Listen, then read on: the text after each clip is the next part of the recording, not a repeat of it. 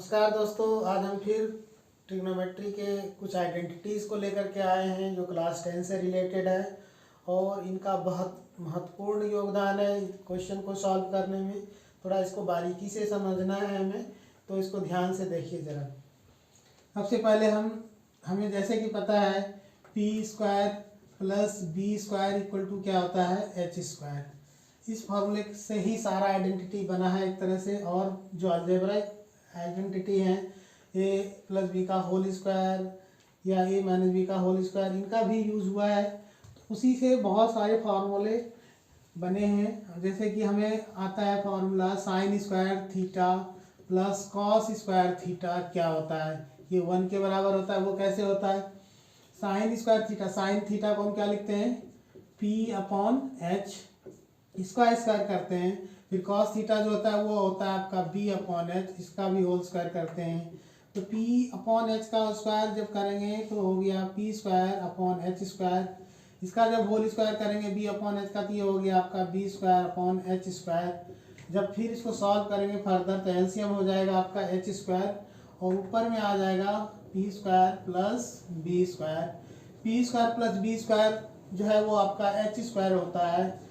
h² divided by h² क्या हो गया, कट गया, कट 1 बार में। तो यहाँ से हम क्या देखते हैं, फॉर्मूला आपका क्या बन गया, sin² थीटा + cos² थीटा = 1। ये आपका आइडेंटिटी बन गया, पहला identity sin² theta + cos² theta = 1। यहीं से अगर हम sin² थीटा निकालना चाहें, sin² थीटा का फॉर्मूला बन गया 1 - cos² थीटा। तीसरा फार्मूला इसी से बन गया cos² थीटा = 1 - sin² थीटा। ये तीन, अगर एक चीज़ आपको पता है तो 2-3 फार्मूले आप आसानी से बना सकते हैं।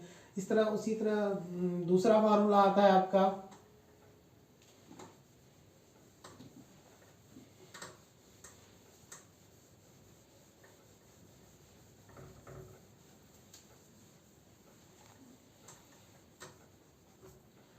sec² theta - tan² theta = 1।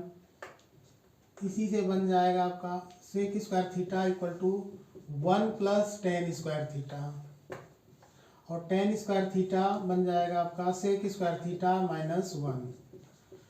इस चीज़ को बिल्कुल 100% आपको लिप्स पे रखना चाहिए। ये सब फार्मूला बहुत यूज और काम के हैं।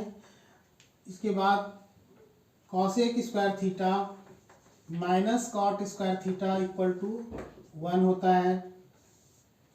cosec² थीटा का आपका फिर से यहाँ से बन जाएगा, इसको हम उधर ले जाएंगे तो 1 + cot² थीटा, और फिर cot² थीटा अगर निकालना होगा, cot² थीटा का फार्मूला बन गया cosec² theta - 1।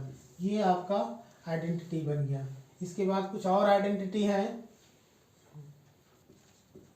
sin theta × cosec theta = 1। जैसे कि आपको पता है sin थीटा और cosec थीटा में रेसिप्रोकल का रेशियो है, यानी sin थीटा = क्या होता है 1/cosec थीटा। तो sin थीटा = क्या हो जाएगा 1/cosec थीटा, और cosec थीटा यहाँ से अगर निकालना चाहेंगे तो cosec थीटा = क्या हो जाएगा 1/sin थीटा। इसी तरह sec थीटा × cos थीटा = क्या होता है 1।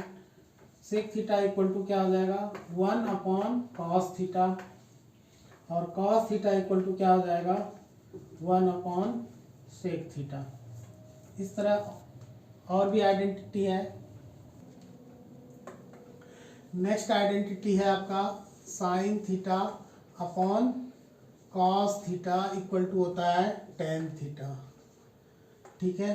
और cos थीटा अपॉन में sin थीटा = होता है cot थीटा, ठीक है।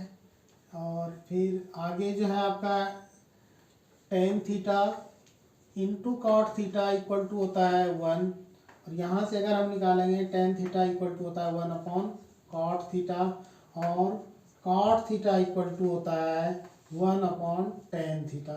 ये सारे ही आइडेंटिटी बहुत ही इम्पोर्टेंट है और बहुत काम के हैं। हमेशा ये अक्सर यूज़ होता है जब हमें क्वेश्चंस को वेरीफाई करने होते हैं, सारे फॉर्मूले का यूज़ होता है।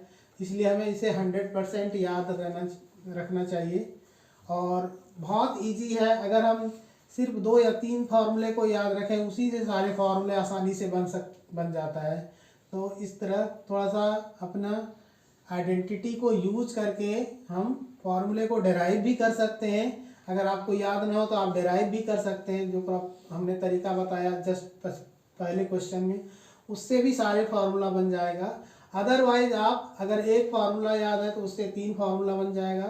जैसे 10 इंटू कॉट इक्वल टू 1 होता है तो tan थीटा इक्वल टू हो जाएगा 1 अपॉन कॉट। ये आपको इक्वेशन के माध्यम से सॉल्व करके बना भी सकते हैं, बहुत सारी ज़्यादा रटने की ज़रूरत नहीं है। आपको सिर्फ प्रॉपर 3 फार्मूले अगर याद हो तो आप उससे 9 फार्मूले आसानी से बना सकते हैं और उसे आसानी से याद रख सकते हैं। और आइडेंटिटी को इसी तरह हम याद करेंगे आसान तरीके से, ठीक है। और हम उसको यूज़ करेंगे जैसा कि क्वेश्चन में दिया जाता है, हमें पूछा जाता है, इस तरह हम उसको अप्लाई करते हैं। ठीक है, धन्यवाद।